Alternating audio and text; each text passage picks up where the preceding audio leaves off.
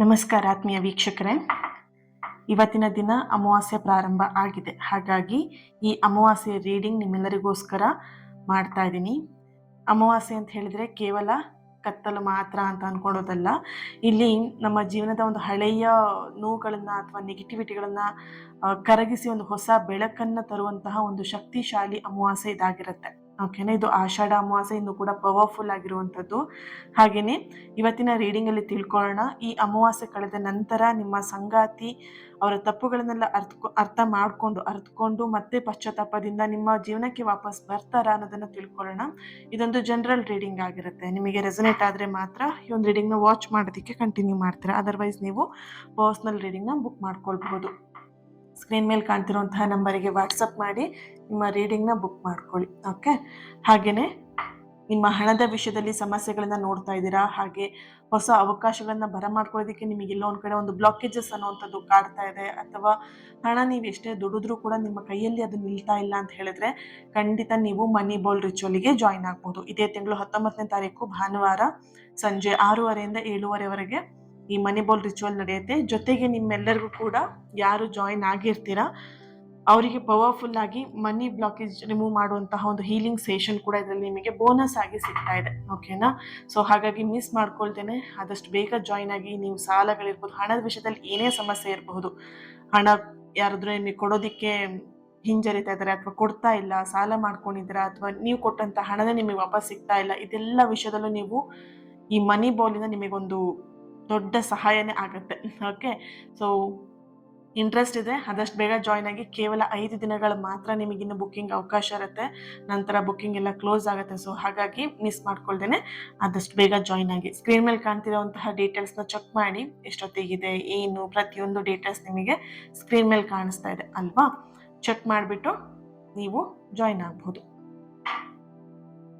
ಯೂನಿವರ್ಸಿಗೆ ಒಂದು thank you ಹೇಳಿ, ಈ ಒಂದು ರೀಡಿಂಗ್ ನಿಮ್ಮವರೆಗೆ ತಲುಪಿಸಿದ್ದಕ್ಕೆ ಯೂನಿವರ್ಸಿಗೆ ಒಂದು ದೊಡ್ಡದಾಗಿರುವಂತಹ ಥ್ಯಾಂಕ್ ಯು. ಹಾಗೆ ನಿಮ್ಮ ಹೆಸರನ್ನು ಮೊದಲನೇದಾಗಿ ನಿಮ್ಮ ಹೆಸರನ್ನ 3 ಸಲ ಹೇಳ್ಕೊಳ್ಳಿ. ಹಾಗೆ ನಿಮ್ಮ ಪರ್ಸನ್ ಹೆಸರನ್ನು ಕೂಡ ಮನಸ್ಸಲ್ಲೇ 3 ಸಲ ಹೇಳ್ಕೊಳ್ಳಿ.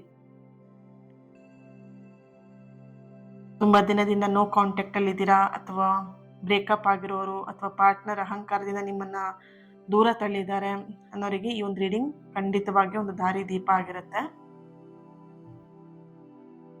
ಓಕೆ,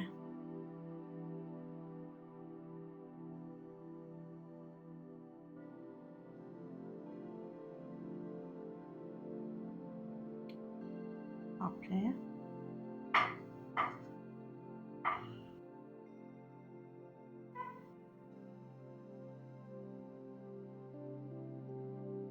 ಇಲ್ಲಿ ನೋಡಬಹುದು ಮೇಣದ ಹನಿಗಳು ನಿಧಾನವಾಗಿ ಕರಗಿ ಬೀಳ್ತಾ ಇರುವಂಥದ್ದು. ಅದೇ ರೀತಿಯಾಗಿ ಈ ಅಮಾವಾಸ್ಯೆಯ ಕತ್ತಲಲ್ಲಿ ನಿಮ್ಮ ಪಾರ್ಟ್ನರ್ ಮನಸ್ಸಲ್ಲಿರುವಂತಹ ಅಹಂಕಾರ ಆಗಿರ್ಬೋದು, ಕೋಪ ಆಗಿರ್ಬೋದು, ನಿಮ್ಮ ಮೇಲಿದ್ದಂಥದ್ದು, ಎಕ್ಸ್ಪೆಷಲಿ ನಿಮ್ಮ ಮೇಲಿದ್ದಂತಹ ಅಹಂಕಾರ, ಕೋಪ ನಿಧಾನವಾಗಿ ಕರಗೋದಕ್ಕೆ ಇಲ್ಲಿ ಶುರುವಾಗಿದೆ, ಪ್ರಾರಂಭ ಆಗಿದೆ ಅನ್ನೋಂಥ ಒಂದು ಎನರ್ಜಿ ಇದೆ. ಇಷ್ಟು ದಿನ ಅವರು ನಿಮ್ಮ ಪ್ರೀತಿಯನ್ನ ಎಲ್ಲೋ ಒಂದ್ ಕಡೆ ಕಡೆಗಣಿಸ್ತಾ ಇದ್ರು.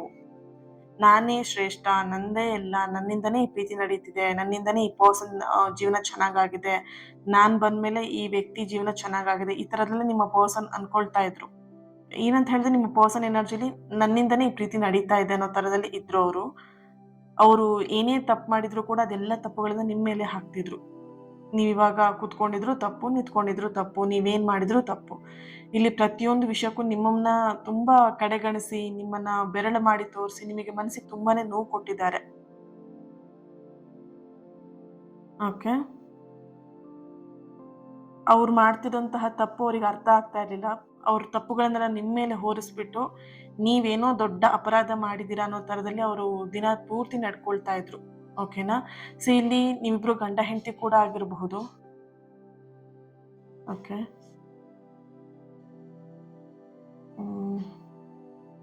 ಪಾರ್ಟ್ನರ್ಸ್ ಕೂಡ ಆಗಿರಬಹುದು, ಅಥವಾ ಸ್ನೇಹಿತರು ಕೂಡ ಆಗಿರಬಹುದು ನೀವಿಬ್ರು, ಅಥವಾ ನಿಮ್ಮ ಫ್ಯಾಮಿಲಿ ಮೆಂಬರ್ಸ್, ಅಕ್ಕ ತಮ್ಮ, ಅಣ್ಣ ತಂಗಿ, ಈ ಥರ ರಿಲೇಷನ್ಶಿಪ್ ಕೂಡ ಇರಬಹುದು. ಓಕೆನಾ, ಇಲ್ಲಿ ಯಾವ ರೀತಿ ಅಂತ ಹೇಳಿದ್ರೆ ನಿಮ್ಗಿಂತ ಅವರು ವಯಸ್ಸಲ್ಲಿ ದೊಡ್ಡ ಇದ್ದಾರೆ. ಸೊ ಅದನ್ನೇ ಅವ್ರು ಇಲ್ಲಿ ಎಲ್ಲೋ ಒಂದ್ ಕಡೆ ಅಧಿಕಾರವಾಗಿ ತಗೊಂಡಿದ್ದಾರೆ. ನಾನು ನಿನ್ಕಿಂತ ದೊಡ್ಡವನು, ನಾನು ನಿನ್ಕಿಂತ ದೊಡ್ಡವಳು, ನಾನು ಹೇಳೋ ಮಾತನ್ನ ನೀನು ಕೇಳಬೇಕು, ನೀನು ಹೇಳೋ ಮಾತನ್ನ ನಾನು ಕೇಳಲ್ಲ, ಈ ಥರದೆಲ್ಲ ಮಾತುಕತೆಗಳು ನಿಮ್ಮ ರಿಲೇಶನ್ಶಿಪ್ಪಲ್ಲಿ ಬಂದಿದೆ, ನಿಮ್ಮ ಸಂಬಂಧದಲ್ಲಿ ಬಂದಿದೆ.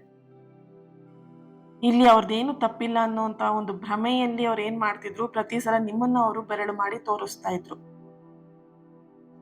ಆದರೆ ಈ ಅಮಾವಾಸ್ಯೆ ಕಳೆದ ನಂತರ ಹೇಗಿದೆ ಅವರ ಎನರ್ಜಿ ಅಂತ ಹೇಳಿದ್ರೆ, ಓಕೆ, ಈ ಸಮಸ್ಯೆ ಈಗ ನಿಮಗೇನು ಅವರು ತುಂಬ ತೊಂದರೆ ಕೊಡ್ತಾ ಇದ್ರು, ಮನಸ್ಸಿಗೆ ನೋವು ಮಾಡ್ತಿದ್ರು, ಇದನ್ನ ನೀವೆಲ್ಲೋ ಒಂದ್ ಕಡೆ ಸಹಿಸ್ಲಿಕ್ಕಾಗದೆ ಅವರಿಂದ ನೀವು ದೂರ ಸರ್ದಿದ್ದೀರಾ. ನೀವು ಗಂಡ ಹೆಂಡತಿ ಆಗಿದ್ರು ಕೂಡ ಮನೆಯಲ್ಲಿ ಒಟ್ಟಿಗೆ ಇದ್ದೀರಾ, ಬಟ್ ಮಾತುಕತೆ ಇಲ್ಲ ಇಬ್ಬರಲ್ಲೂ ಕೂಡ. ಎಷ್ಟು ಬೇಕೋ ಅಷ್ಟೇ ಮಾತಾಡ್ತೀರಾ, ಹೆಚ್ಚಿಗೆ ಭಾವನೆಗಳನ್ನ ನೀವು ಇಲ್ಲಿ ವ್ಯಕ್ತಪಡಿಸ್ತಾ ಇಲ್ಲ. ಸೊ ಈ ತರದ ಎನರ್ಜಿ ಇದೆ. ಬಟ್ ಇವಾಗ ಅವರಿಗೆ ಒಂದು ರಿಯಲೈಸೇಷನ್ ಆಗ್ತಾ ಇರುವಂತದ್ದು, ಅವ್ರಿಗೆ ಒಂಟಿತನ ಕಾಡ್ತಾ ಇದೆ ಇವಾಗ. ಓಕೆನಾ, ನೀವ್ ಯಾವಾಗ ಅವ್ರು ಅರ್ಥ ಮಾಡ್ಕೊಳ್ತಿಲ್ಲ ಅಂತ ಹೇಳಿ ನೀವ್ ಯಾವಾಗ ಹಿಂದೆ ಸರ್ದಿದ್ದೀರಾ, ಆ ಸಮಯದಲ್ಲಿ ಅವ್ರಿಗೆ ಇವಾಗ ರಿಯಲೈಸೇಷನ್ ಆಗ್ತಾ ಇರುವಂತದ್ದು. ನಿಮ್ಮ ನೆನಪು ಹೆಚ್ಚಾಗಿ ಕಾಡ್ತಾ ಇರುವಂತದ್ದು.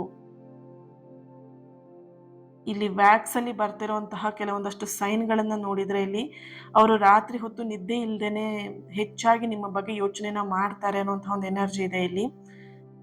ತಾವಾಡಿದಂತಹ ಕಠಿಣವಾಗಿರುವಂತಹ ಮಾತುಗಳು, ನಿಮ್ಗೆ ಕೊಟ್ಟಂತಹ ನೋವು ಅವರನ್ನ ಮತ್ತೆ ಮತ್ತೆ ಚುಚ್ಚುತ್ತಾ ಇರುವಂಥದ್ದು, ಮನಸ್ಸನ್ನ ಚುಚ್ಚುತ್ತಾ ಇರುವಂಥದ್ದು ಇಲ್ಲಿ ಸ್ಪಷ್ಟವಾಗಿ ಕಾಣಿಸ್ತಾ ಇರುವಂಥದ್ದು. ಅವ್ರ ಮನಸ್ಸಲ್ಲಿ ಈಗ ಪಶ್ಚಾತ್ತಾಪದ ಒಂದು ಕಿಚ್ಚು, ರಿಗ್ರೆಟ್ ಫೀಲ್ ಅವರಿಗೆ ಶುರು ಆಗಿದೆ. ರಿಗ್ರೆಟ್ ಮಾಡ್ತಾ ಇದ್ದಾರೆ ನಿಮ್ಮ ಪ್ರೀತಿಯ ವಿಷಯದಲ್ಲಿ, ನಿಮ್ಮ ವಿಷಯದಲ್ಲಿ. ಓಕೆ, ಸೊ ಈ ರೀಡಿಂಗ್ ನ ಯಾರೆಲ್ಲ ನೋಡ್ತಾ ಇರಬಹುದು, L letter, J letter, K letter, R letter, D letter, A letter, N letter, S letter, T letter, P letter, B letter, C letter. Date of birth 21 19 31 3 6 9 11 1 10 23 27 29.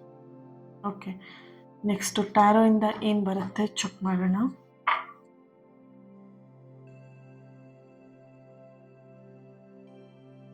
ಇಲ್ಲಿ ನಿಮ್ಮಿಬ್ಬರ ನಡುವೆ ಪ್ರೀತಿಗಿಂತ ಹೆಚ್ಚಾಗಿ ವಾದ ವಿವಾದಗಳು ಅಥವಾ ಮಾತುಕತೆಗಳೇ ಜಾಸ್ತಿ. ಅಂದ್ರೆ ಮಾತುಕತೆಗಳಂದ್ರೆ ದೂಷಿಸ್ಕೊಳ್ಳುವಂತಹ ಮಾತುಕತೆಗಳೇ ಜಾಸ್ತಿ ಆಗಿದೆ. ಓಕೆ, ನೋಡೋಣ ಏನಿದೆ ಟ್ಯಾರೋ ರೀಡಿಂಗ್ ಅಲ್ಲಿ ಏನ್ ಬರುತ್ತೆ ಚೆಕ್ ಮಾಡೋಣ. 1 ಸೆಕೆಂಡ್.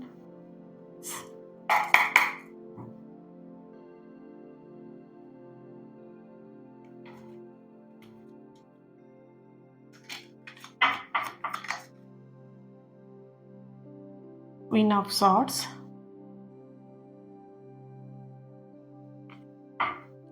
5 of Cups. ಅವ್ರು ಆಡಿದಂಥ ಮಾತು ಅವರಿಗೆ ಇವಾಗೆಲ್ಲ ಒಂದ್ ಕಡೆ ನಾನು ಈ ತರ ಮಾತಾಡಿದ್ನ ಅನ್ನುವಂಥದ್ದು ಅವರ ಎನರ್ಜಿ ಬರ್ತಾ ಇದೆ. ಹ್ಯಾಂಗ್ಮ್ಯಾನ್ ಬರ್ತಾ ಇದೆ, 6 of Cups, 10 of Cups. Okay, bottom of the card the hierophant card ಬರ್ತಾ ಇದೆ. ಓಕೆ,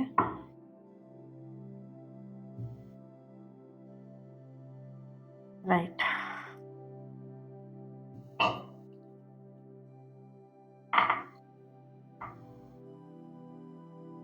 ಮೊದಲನೇದಾಗಿ ನಿಮ್ಮೆಲ್ಲರಿಗೂ ಕೂಡ ಥ್ಯಾಂಕ್ ಯು ಸೋ ಮಚ್. ಪ್ರತಿಯೊಬ್ಬರು ಕೂಡ ಪ್ರತಿನಿತ್ಯ ಎನರ್ಜಿನ ರಿಸೀವ್ ಮಾಡ್ಕೊಳ್ತಿದ್ದೀರಾ. ಕೆಲವೊಂದು ಹೆಸರುಗಳನ್ನ ನಾನು ಡೈಲಿ ನೋಡ್ತಾ ಇದ್ದೀನಿ, ಖುಷಿ ಆಗುತ್ತೆ. ಸೊ ಅವರಿಗೆ ಖಂಡಿತವಾಗಿಯೂ ಆ ಹೀಲಿಂಗ್ ಎನರ್ಜಿ ನಿಮಗೆ ತಲುಪಿರುತ್ತೆ. ಸೊ ಚಿಂತೆ ಮಾಡಬೇಡಿ, ಧೈರ್ಯವಾಗಿರಿ. ನಿಮ್ಮ ಲೈಫಲ್ಲಿ ಏನೇ ಅಪ್ಸ್ ಆ್ಯಂಡ್ ಡೌನ್ಸ್ ನಡೀತಾ ಇದ್ರು ಆ ಕಾಣದಿರುವಂತಹ ಕೈಗಳು ನಿಮಗೆ ಸಪೋರ್ಟ್ ಮಾಡ್ತಾನೆ ಇರುತ್ತೆ.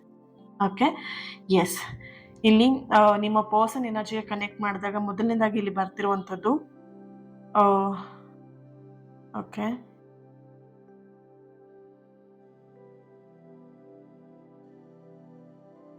ಇಲ್ಲಿ ಮೊದಲನೇದಾಗಿ ನಿಮಗೆ ಕ್ವೀನ್ ಆಫ್ ಸಾರ್ಟ್ಸ್ ಬರ್ತಿದೆ, ಹಾಗೆ 5 ಆಫ್ ಕಪ್ಸ್ ನೆಕ್ಸ್ಟ್ ಬರ್ತಾ ಇರುವಂಥದ್ದು.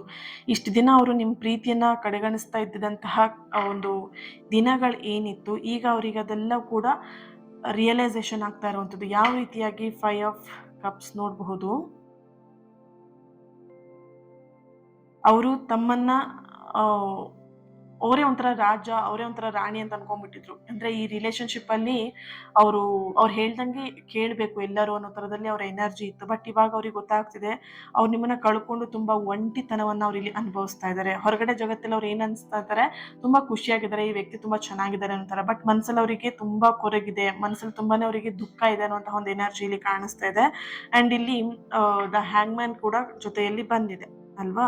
ಸೊ ಹಾಗಾಗಿ ಇಲ್ಲಿ ಅವರ ಒಂದು ಅವಿವೇಕದ ಒಂದು ವರ್ತನೆ ಏನಿತ್ತು, ಅಥವಾ ಅವರ ಒಂದು ಅವಿವೇಕತನ ಏನಿತ್ತು, ಅದು ಈಗ ಕಣ್ಣನ್ನ ತೆರೆಸ್ತಾ ಇದೆ. ಆ ಒಂದು ಅವಿವೇಕತನದ ಕಣ್ಣನ್ನ ತೆರೆಸ್ತಾ ಇರುವಂತಹ ಒಂದು ಎನರ್ಜಿ ಇಲ್ಲಿ ಬರ್ತಾ ಇದೆ. ಈ ಅಮಾವಾಸ್ಯೆ ಮುಗಿತಾ ಇದ್ದಂತೆ ಅವರಲ್ಲಿ ಒಂದು ದೊಡ್ಡ ಬದಲಾವಣೆ, ಪರಿವರ್ತನೆ ಕೂಡ ಆಗುವಂತಹ ಒಂದು ಎನರ್ಜಿ ಕೂಡ ಬರ್ತಿದೆ. ತಪ್ಪು ಯಾರ್ದು ಅನ್ನುವಂತಹ ಸತ್ಯ ಅವರಿಗೆ ಇಲ್ಲಿ ಅರ್ಥ ಆಗ್ತಿದೆ. ಇಲ್ಲಿ ಮಾಡದೇ ಇರುವಂತಹ ತಪ್ಪುಗಳನ್ನ ನೀವು ತಲೆ ಮೇಲೆ ಹಾಕೊಂಡು ಜೀವನವನ್ನ ನಡೆಸ್ತಾ ಇದ್ದೀರಾ. ತಪ್ಪು ಮಾಡಿದವರು ಆರಾಮಾಗಿ ಜೀವನವನ್ನ ನಡೆಸ್ತಾ ಇದ್ದಾರೆ. ಇಲ್ಲಿ ಯಾವ ರೀತಿ ಇದೆ ಅಂತ ಹೇಳಿದ್ರೆ, ನೀವು ತಪ್ಪುಗಳನ್ನ ಮಾಡಿಲ್ಲ, ಬಟ್ ನೀವು ತಪ್ಪು ಮಾಡಿದೇನು ಅಂತ ಹೇಳಿದ್ರೆ, ಅವ್ರು ಮಾತಾಡಿದಾಗ ನೀವೇನು ಮಾತಾಡ್ದೇನೆ ತಪ್ಪುಗಳನ್ನೆಲ್ಲ ನಿಮ್ಮ ಮೇಲೆ ಹಾಕೊಂಡು ಸುಮ್ಮನೆ ಬಂದಿರುವಂಥದ್ದು, ಆ ಜಾಗದಿಂದ ನೀವು ಸುಮ್ಮನೆ ಬಂದಿರುವಂಥದ್ದು, ಅದು ನೀವು ಮಾಡಿದಂಥ ದೊಡ್ಡ ತಪ್ಪು. ಬಟ್ ಅವ್ರು ಏನ್ ಅನ್ಕೊಂಡಿದ್ದಾರೆ, ನೀವೇನು ಮಾತಾಡದಿರೋ ಕಾರಣ ಎಲ್ಲಾ ತಪ್ಪು ನಿಮ್ದೇನೆ, ಈ ರಿಲೇಶನ್ಶಿಪ್ ಅಲ್ಲಿ ನೀವೇನೇ ಮಾಡಿದ್ರೆ ಅದೆಲ್ಲ ತಪ್ಪು ನಿಮ್ದೇನೆ ಅಂತ ಇಲ್ಲಿ ಇಲ್ಲಿ ಫಿಕ್ಸ್ ಆಗ್ಬಿಟ್ಟಿದ್ದಾರೆ. ಓಕೆ, ಸೊ ಇವಾಗ ಅವ್ರಿಗೆ ಅರ್ಥ ಆಗಿರುವಂಥದ್ದು ಸತ್ಯ ಏನು, ಈ ತಪ್ಪು ಇದ್ರಲ್ಲಿ ಯಾರ್ದು, ಯಾರು ತಪ್ಪು ಮಾಡಿದ್ದಾರೆ, ಯಾವ ವಿಷಯದಲ್ಲಿ ಏನ್ ತಪ್ಪು ಮಾಡಿದ್ದಾರೆ ಅಂತ ಸತ್ಯ ಅವರಿಗೆ ಕಣ್ಣೆದುರಿಗೆ ಬರ್ತಾ ಇರುವಂಥದ್ದು ಈ ಅಮಾವಾಸ್ಯೆ ಕಳೆದ ನಂತರ. ಮುಂದಿನ ಅಮಾವಾಸ್ಯೆ ಅನ್ನೋದ್ರೊಳಗಡೆ ಇಲ್ಲಿ ಅವರ ತಪ್ಪನ್ನ ಅರ್ಥ ಮಾಡ್ಕೊಂಡು ಪಶ್ಚಾತ್ತಾಪ ಪಟ್ಟು ವಾಪಸ್ ನಿಮ್ಮ ಜೀವನಕ್ಕೆ ಬರ್ತಾರೆ. 10 ಆಫ್ ಕಪ್ಸ್ ಬರ್ತಿರೋದ್ರಿಂದ ಇಲ್ಲೊಂದು ನಿಮ್ಮ ಪ್ರೀತಿ ಎಷ್ಟು ಪವಿತ್ರ ಆಗಿತ್ತು ಅನ್ನೋದು ಈಗ ಅವರಿಗೆ ಅರ್ಥ ಆಗ್ತಾ ಇದೆ. ಓಕೆನಾ, ನೀವೆಷ್ಟು ಕಣ್ಣೀರು ಹಾಕಿದ್ದೀರಾ ಅನ್ನೋದು ಕೂಡ ಈಗ ಅವರಿಗೆ ನೆನಪಾಗ್ತಿದೆ.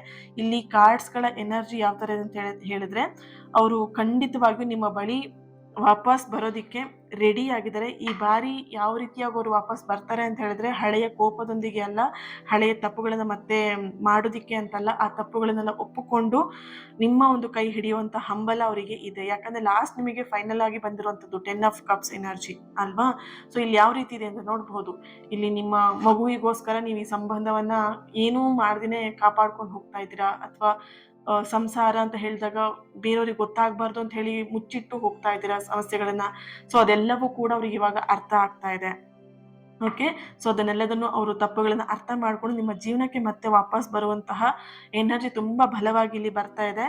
ಯಾವುದೇ ಕಾರಣಕ್ಕೂ ನೀವು ಇಲ್ಲಿ ಚಿಂತೆ ಮಾಡಬೇಕು ಅನ್ನುವಂತಹ ಒಂದು ಅಗತ್ಯತೆ ಕೂಡ ಇಲ್ಲ ಇಲ್ಲಿ. ಯಾಕಂದ್ರೆ ಅವ್ರ ತಪ್ಪು ಅವ್ರಿಗೆ ಅರ್ಥ ಆಗ್ತಾ ಇದೆ. ಈಗ ಸಮಯ ಹೇಗೆ ಅಂತ ಹೇಳಿದ್ರೆ, ಒಂದು ಟೈಮಲ್ಲಿ ಅವ್ರು ಮಾಡಿದಂತಹ ನಡೆದಂಥದ್ದು, ಅವ್ರು ಮಾಡಿದಂಥದ್ದೆಲ್ಲವೂ ಕೂಡ ಸರಿ ಅಂತ ಹೇಳಿ ಅವ್ರಿಗೆ ಅನ್ನಿಸ್ತಾ ಇರುತ್ತೆ. ಒಂದು ಕಾಲ ಅವರಿಗೆ ಗೊತ್ತಾಗೋದು ಯಾವಾಗ ಅಂತ ಹೇಳಿದ್ರೆ, ಆ ರಿಯಲೈಸೇಷನ್, ಇಲ್ಲಿ ನೀವು ಮಾಡಿದಂತಹ ಒಂದು ಮಿಸ್ಟೇಕ್ ಏನಿತ್ತು, ಆ ತಪ್ಪುಗಳನ್ನ ಒಪ್ಕೊಂಡು ನೀವು ಬಂದಂಥದ್ದು. ಅಲ್ಲಿ ನೀವೇನಾದ್ರೂ ಉಲ್ಟಾ ಮಾತಾಡಿ ಅಥವಾ ಆ ತಪ್ಪುಗಳನ್ನ ನೀವು ಸಾಬೀತುಪಡಿಸೋದಿಕ್ಕೆ, ಅಥವಾ ನಾನು ಮಾಡಿಲ್ಲ ಹಾಗೆ ಅಂತ ನೀವೇನಾದ್ರೂ ಹೇಳೋದಿಕ್ಕೆ ಹೋಗಿದ್ರೆ, ಇಲ್ಲಿ ಇನ್ನೊಂದಷ್ಟು ಸಮಸ್ಯೆಗಳನ್ನ ನೋಡ್ಬೇಕಿತ್ತು. ಆ ಜಾಗದಿಂದ ನೀವೇನ್ ಮಾಡಿದ್ರಿ, ಸೈಲೆಂಟ್ ಆಗಿ ಎದ್ದು ಬಂದ್ರಿ ಈ ಕಡೆ ಅಲ್ವಾ. ಸೊ ಅದೇ ಇಲ್ಲಿ ನಿಮ್ಮಿಬ್ರನ್ನ ಮತ್ತೆ ಒಂದು ಮಾಡೋದಿಕ್ಕೆ ಆಗ್ತಾ ಇರುವಂಥದ್ದು. ಅದಕ್ಕೆ ಹೇಳೋದು, ಯಾವುದೇ ಸಮಯದಲ್ಲಿ ಆಗಿರಬಹುದು, ಮಾತಾಡೋದಕ್ಕಿಂತ ಹೆಚ್ಚಾಗಿ ಯೋಚನೆ ಮಾಡಿ ಮಾತಾಡೋದು ತುಂಬಾ ಇಂಪಾರ್ಟೆಂಟ್ ಆಗಿರುತ್ತೆ.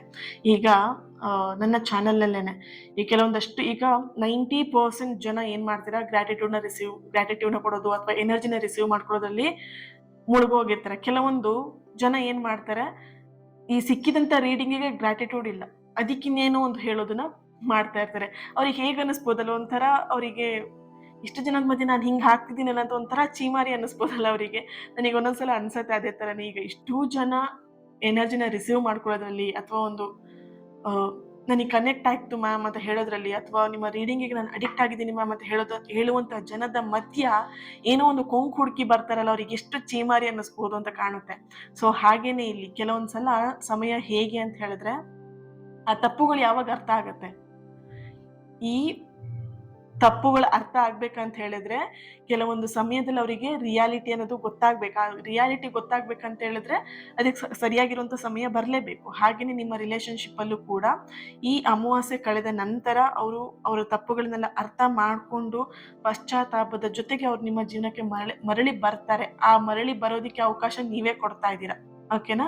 ಸೊ ಹಾಗಾಗಿ ಯಾವುದೇ ಕಾರಣಕ್ಕೂ ನೀವು ಇಲ್ಲಿ ಭಯ ಪಡುವಂಥದ್ದು ಅಥವಾ ಚಿಂತೆ ಪಡುವಂಥದ್ದು ನಿಮಗೇನೂ ಇಲ್ಲ. ಇಲ್ಲಿ ಚಿಂತೆ ಪಡಬೇಕಾದರೂ ಅವರು ನೀವಲ್ಲ. ನೀವು ಹ್ಯಾಪಿಯಾಗಿ ಈ ಒಂದು ಸಂಬಂಧದಲ್ಲಿ ಇಷ್ಟು ದಿನ ನೀವೇನು ತಾಳ್ಮೆಯಿಂದ ಕಾದಿದ್ದೀರಾ, ತಾಳ್ಮೆಯಿಂದ ನೀವು ಇದ್ದಿದ್ದೀರಾ, ಅದೇ ನಿಮಗೆ ಒಂದು ಶಕ್ತಿಯಾಗಿ ಇವಾಗ ನಿಮಗೊಂದು ಪಾಸಿಟಿವ್ ಆಗಿ ಸಕಾರಾತ್ಮಕವಾಗಿರುವಂತಹ ಬದಲಾವಣೆ ನಿಮ್ಮ ಒಂದು ಲೈಫಲ್ಲಿ ಆಗ್ತಾ ಇದೆ. ಇದನ್ನ ಖುಷಿಯಿಂದ ಬರ್ಮಾಡ್ಕೊಳ್ಳಿ, ಖುಷಿಯಿಂದ ಇರಿ. Okay, so thank you so much. ಈ ಒಂದು ರೀಡಿಂಗ್ ನಿಮಗೆ ಕನೆಕ್ಟ್ ಆಗಿದೆ, ರೆಸೊನೇಟ್ ಆಗಿದೆ ಅಂತ ಹೇಳಿ ಭಾವಿಸ್ತೀನಿ. ಹಾಗೆ ಈ ಚಾನಲ್ನ ಸಬ್ಸ್ಕ್ರೈಬ್ ಮಾಡಿಕೊಂಡು ನನ್ನ ಜೊತೆ ಕನೆಕ್ಟ್ ಆಗಿ ಲೈಕ್ ಮಾಡಿ, ಶೇರ್ ಮಾಡಿ. ಈ ಒಂದು ರೀಡಿಂಗ್ ಎನರ್ಜಿನ ರಿಸೀವ್ ಮಾಡ್ಕೊಳ್ಳೋದಕ್ಕೆ ಪ್ರತಿಯೊಬ್ಬರು ಕೂಡ ನ್ಯೂ ಬಿಗಿನಿಂಗ್ ಅಂತ ಹೇಳ್ಬಿಟ್ಟು ರೆಡ್ ಹಾರ್ಟ್ ಮಾರ್ಕ್ ಹಾಕಿ ಎನರ್ಜಿನ ರಿಸೀವ್ ಮಾಡ್ಕೊಳ್ಳಿ. Okay, thank you so much. God bless you all. ಹಾಗೆಯೇ ಕ್ಲಾಸಿಗೆ ಜಾಯಿನ್ ಆಗೋದನ್ನ ಮರಿಬೇಡಿ. ಆದಷ್ಟು ಬೇಗ ಜಾಯಿನ್ ಆಗಿ ನಿಮ್ಮ ಸೀಟ್ನ ಬುಕ್ ಮಾಡ್ಕೊಳ್ಳಿ. ಕೇವಲ ಇನ್ನು 5 days ಮಾತ್ರ ನಿಮಗೆ ಅವಕಾಶ ಇರುತ್ತೆ ನಿಮ್ಮ ಸೀಟ್ನ ಬುಕ್ ಮಾಡ್ಕೊಳ್ಳೋದಕ್ಕೆ. Okay, thank you so much. ಇನ್ನೊಂದು ರೀಡಿಂಗ್ ಅಲ್ಲಿ ಸಿಗೋಣ. ಹಾಗೆ ಇವತ್ತಿನ ದಿನ ಯಾರು ಬರ್ತ್ಡೇ ಆನಿವರ್ಸರಿನ ಸೆಲೆಬ್ರೇಟ್ ಮಾಡ್ಕೊಳ್ತಿದ್ದೀರಾ, ನಿಮ್ಮೆಲ್ಲರಿಗೂ ಕೂಡ ಒಳ್ಳೇದಾಗ್ಲಿ. ಲಾಟ್ಸ್ ಆಫ್ ಲವ್, ಪ್ರೀತಿ ಸದಾ ಹೀಗೆ ಇರಲಿ ಅಂತ ಹೇಳ್ತಾ ನೆಕ್ಸ್ಟ್ ರೀಡಿಂಗ್ ಅಲ್ಲಿ ಸಿಗೋಣ. Thank you.